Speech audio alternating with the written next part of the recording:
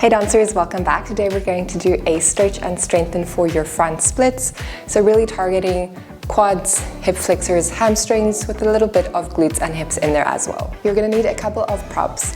First up, some yoga blocks or anything you can use just to prop yourself up and have some extra support during some of the movements. Then also a towel or something you can use as a slider. You can also grab a paper plate, or if you have slippery floors, just use socks. But if you have a towel, it's also gonna help to add some padding under your knee. And then this is optional, but I'm also going to be demonstrating with the weight for some of our exercises. So you might wanna try it without the weight the first time and see how you get on, and then add this as you feel ready. If you're already flat in your front splits, this is a great way to bridge some of that gap between flexibility and strength, make it a bit more active, and make sure that your flexibility is something you can actually use in the studio when you're dancing and needing those muscles to work and control the movement through the full range. And if you don't have your front splits yet, or like me, you're coming back after a long break, I haven't stretched my splits in, I think, over a year. While I have some mobility components in my training, it's not something I've been actively working towards. If you don't have your splits yet, this is a great routine because you can modify it to wherever you're at. So make sure you listen to your body and adapt the exercises as needed, whether that means doing fewer reps, not going as deep into the stretches, holding it for less amounts of time. There's so many options to make it work for you. So what I'm demonstrating is your general guideline, but please feel free to do what you need to do to modify it according to your current level. We're gonna start with a warm-up. My recommendation is you put on your favorite song and dance around and just have fun with it. Now, I can't do that for copyright purposes. I'm just gonna be moving my body as much as possible to get that blood flowing. Setting the timer for, let's do 3 minutes. It's about the length of a song. But please have fun with music for me who can't do it. Here we go. I'm just starting with some jogging on the spot. Also, I'm mindful of the microphone bouncing around. You can do some jumping jacks. But like I said, I think a dance party is the preferred method of warming up.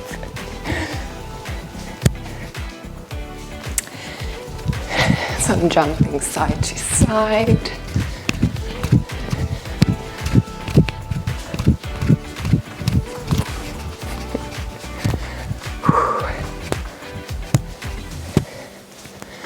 Let's do some reaches. So adding arm movements is a nice way to also increase your heart rate. You can add a little jump.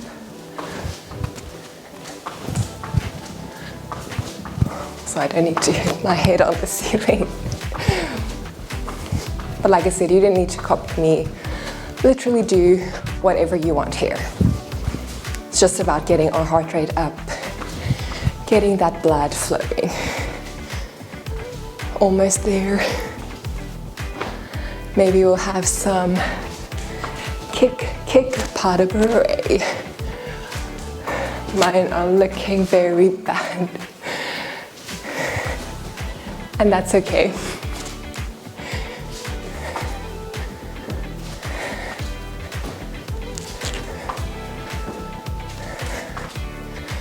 Or some of these fun little, I don't know what this is. Is it jazz, modern? Or some step changes. I think I did this in my first ever modern class when I was like 11.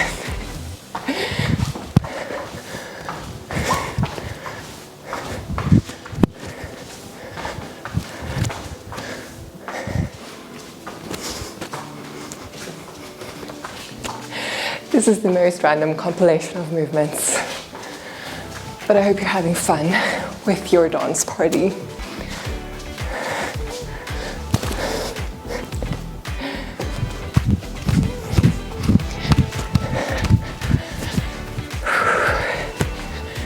And there we go, that's 3 minutes. We're just gonna do a few more mobility things to make sure our body is nice and ready. So I'm gonna do some rotations with the leg, turn it in and out. Really making sure that movement is coming from the hip and not just the knee or lower leg. In and out, in and out. Then switch to the other side. This is my bad balance side. In and out, in and out. Just checking to make sure it's coming from the hip. And we're gonna have some leg swings, front to back. We also do side to side, turning it out, or just doing those straight leg variations. And then, of course, on the other side, front to back, and side to side. So in these ones, I'm not turning it out as I take it out. And in these ones, I am obviously bending that knee also. And I don't know if you can hear that popping, but I can definitely feel it. And we're just gonna do some curtsy squats. Let's do 3 to each side. So step to the side, this leg crosses on the diagonal, reaching to that corner, and other way. So really stretching into that hip, getting into the glutes, quads, bit of hamstring, and bend. One more each way, trying to keep that front leg parallel, which I tend to forget about. And then we're gonna finish up with a hinge. So we did this, I think, in the turnout workout. Legs are about hip width apart. I'm gonna find a soft bend to the knees, and then I'm gonna stick my hips behind me like I'm trying to close a car door with my backside. Hinge it forward and lift. You can keep those legs bent or extend them as you come up. So you should feel a nice stretch through those hamstrings as you go back. Just make sure that you are sending those hips behind you instead of keeping it up here somewhere. Just one more here, hinge and lift, good job. From there, I'm coming to the front of my mat and I'm going to slide one leg back into a high lunge position, going as deep as I can. So front knee is in line with the ankle. Feel a nice stretch through that back leg. From here, I'm going to hinge my torso forward and lift. Even take the hands overhead for more of a stretch through the posterior chain. Or put them behind your head, on your hips, whatever you prefer. From there, I hold it at the top. My back leg bends and stretches. Bend and stretch. So if you need to adjust the distance between your legs to make this work for you, you're welcome to do that. So we bend and extend. Bend and extend. And like I said, you don't need to go all the way down. Even if it's just a small movement here as you're starting out, that's totally fine too. Then we bring it all the way back up so we can move on to the other side. So we slide that leg back, trying to get this knee in line with the ankle. From here, torso nice and tall, we start to hinge it forward. Again, taking the arms wherever you want to either intensify the stretch or make it a bit easier. And if you need to hold on to something for balance here, you're welcome to do that. Let's do one more. Hinge it forward and lift. From there, we bend and extend that back leg. There might be some movement here in the front leg too, which is fine. We're trying to isolate it from the back as much as possible, but we're not being pedantic about it. And lift. From there, slide it all the way back up. From there, I'm going to grab my weight, but like I said, this is optional. So I'm setting my timer for 30 seconds. What I'm going to do, press this arm overhead. Other leg slides back into this lunge at my deepest point. And I'm just going to hold it here.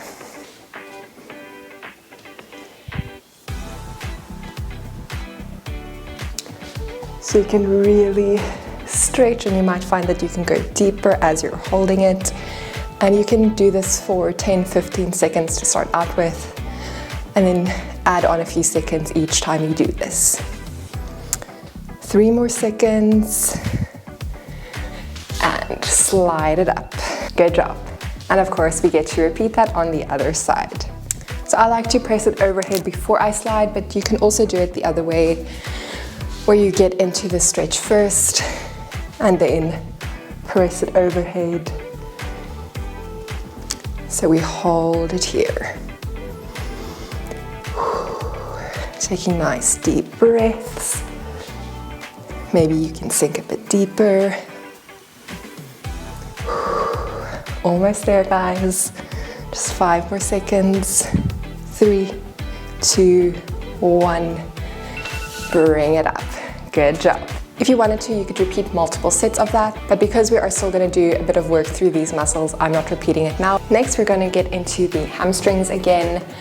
So I'm grabbing my weight. So you have 2 options here. The first one is a handcuff hinge. So like we just did our hinges, it's the exact same thing, except this time we are going to grab that weight behind our back, kind of like your hands are in handcuffs, hence the name. From there, we find the hinge. So this is just helping you get a bit of a deeper stretch, loading it in a bit of a different way. So this is our slightly easier option. Then if you feel up for a challenge, we are going to stagger our legs. So I'm taking one leg slightly behind me, so my knees are about in line with one another. You can hold the weight either in front of you or again behind your back. And we are going to hinge again, but this time your front leg stays extended. And we're really using this bent leg as a kickstand to provide a bit of balance and support, where you want to get as much load into that front leg as possible. So try not to take too much weight into that supporting foot. So this is a bit of a deeper stretch. Again, you can hold the weight here in front also, or do it without any weights. One more here, and lift. Guys, it's a cloudy day. Now the sun is starting to come out, so apologies for the lighting not being the best. Now it's probably going to get dark again. I'm doing my best, but please just ignore that and let's focus on the movement and getting a good stretch in. So we are switching it to the other side, or if you just did the handcuff hinge, you're going to do another set of those. So I stagger my legs, my back leg is bent, front leg extended, and I work on that hinge. So really sending my hips back behind me till I feel a good stretch through that front leg. We hinge and lift, hinge and lift. We've got 3 more here, and lift, 2 and lift, last one and lift. Next up, we are going to go to the floor. Now you'll want to grab your towel and your yoga blocks. So what you want now is something that you can use to prop up your back leg. So it can be a couch, the wall, well, this is technically a door, but you get the idea. So whatever you have around. So we're going to get a bit more into our quads and hip flexors. Is your towel for a bit of padding, yoga blocks to support your hands, and then weight, totally optional. So you can do this either by bringing your leg to the front first and then trying to scooch that back leg into position. I personally find it easier to start with the back leg and then bring the other one forward, but totally up to you. So I place my knee on the towel, lift up that back foot, and then slide it to a distance that feels comfortable. Actually need a bit more padding. There we go. That's better. And then other leg comes forward, and you can adjust here as you want. So we can start off by just stretching back and forth. Maybe you want to try and sit up, get a bit more stretch there. And then our advanced version here is weight overhead, trying to press forward. So whichever level you're at, Even if you just do a kneeling lunge without propping up that back leg. Again, we're all starting from a different position, so we just want to do the best we can with where we're at instead of trying to force it, which will not help you progress any quicker, but could potentially slow you down if you overdo it. So we're just stretching it out here. And when you feel ready, bring that leg down. You can take a quick rest here. Nice deep breath.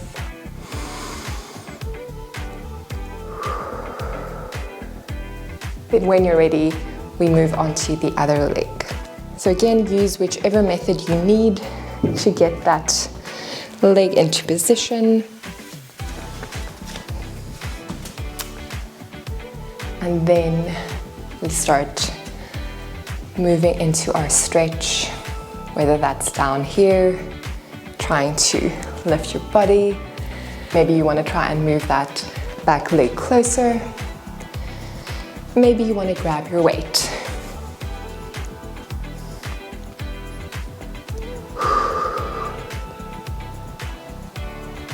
Really use what works for you. I know it probably sounds like a broken record, but I really want to emphasize that because I think as dancers we tend to put a lot of pressure on ourselves. We can get into the comparison trap and then start feeling bad about ourselves if we don't match up to a standard that we've created in our heads, when that is really unnecessary and not helpful to our personal journeys. So we're just working, like I said, with what we've got and with where we're at. Then when you're ready, we come out of that. Almost just fell. That's okay.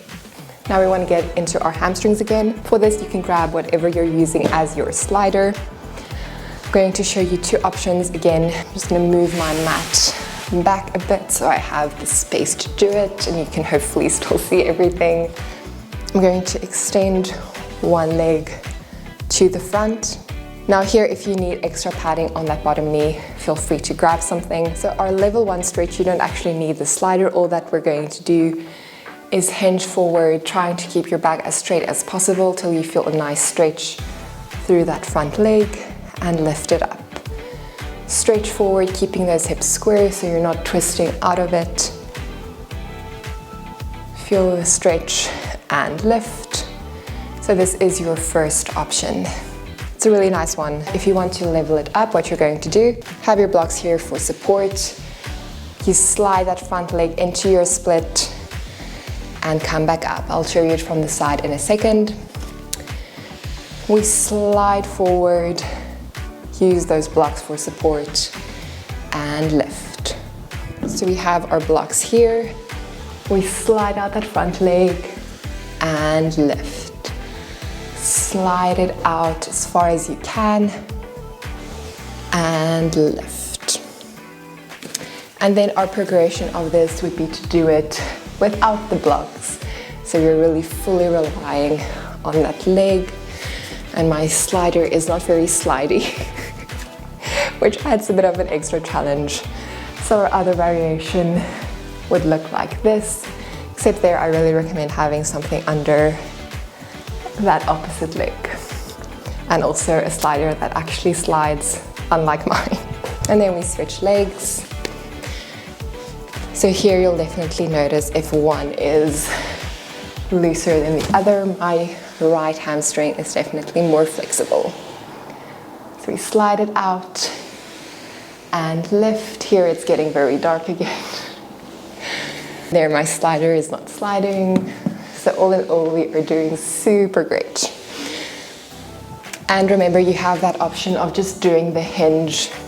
So just keeping it up here, back as straight as possible. Just lifting till you feel that nice stretch. You can have something here for support, or if you do it without, it's getting a bit more into some core, some trunk stability, some balance. So it just started raining again, so you might pick that up on the mic. We're having another cold front in Cape Town.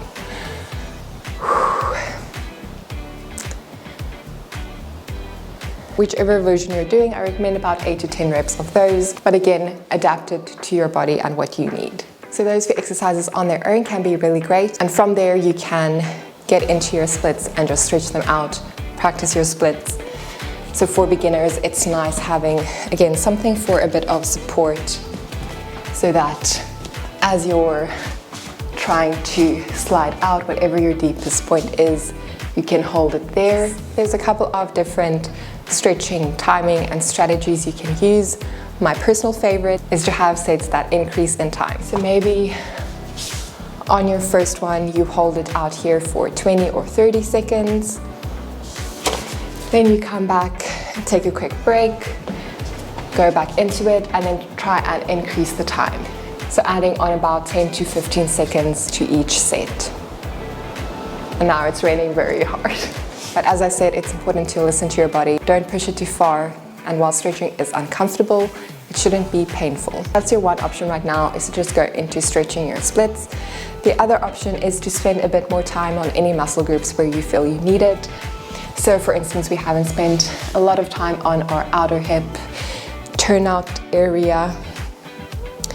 So you can do a figure 4 stretch, you can do a pigeon, this little guy, try and twist through the spine. There's a lot of options to stretch that out. So you can pick your favorite. I also showed an active version of a pigeon stretch in, I think, the turnout workout as well, so I will link that here if you want to check it out.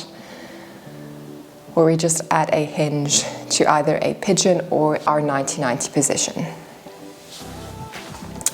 Maybe you feel you want a bit more of a hamstring stretch, you can stretch forward, do a downward dog, lie on your back, stretch out that leg. Or I'm going to show you one more active way to practice your splits. This is pretty challenging, so that's why I'm showing it last, to be clear that it is not a necessity. So I'm going to have my yoga blocks in my hands, ready to go. So from my standing position, and here you also just want to be careful if you have a yoga mat that's going to slide around or you're using socks on a slippery floor. Please just be careful, maybe take those socks off or do it without your mat. So what I'm doing from my standing position is sliding into a split position and holding it at my lowest point. As you can tell, my lowest point is not very low. Like I said, I have not stretched this much recently. So whatever that deepest point is for you, you hold it here. And again, you can use that strategy of maybe you start off with 20-30 seconds and then your next set is going to be closer to 40 seconds, 50. Progress as you feel ready.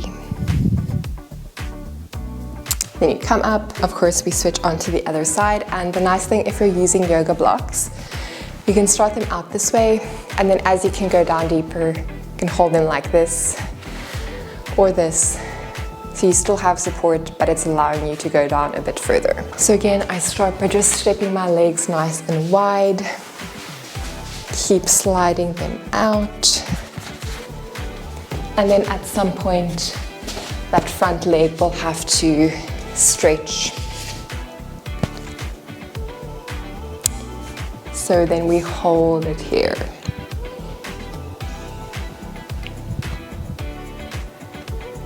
So I have some weight in my hands, but I'm also pressing my legs into the floor. So I have some resistance there. You can relax, see if you can go a bit further. Taking nice deep breaths. And then as you're ready, just make your way back up. Thank you guys for joining me. I hope you enjoyed and got a good stretch. I welcome any feedback you have about this video. Like I said, I know the lighting was a bit atrocious. If you have any feedback about the workout itself, or if you have any questions about the movements or modifications, please leave a comment or send me a DM on Instagram, and I can give you some pointers to make sure this is working for you. Thanks for joining me. Make sure you are subscribed. Lots more coming your way, and I'll see you back here soon.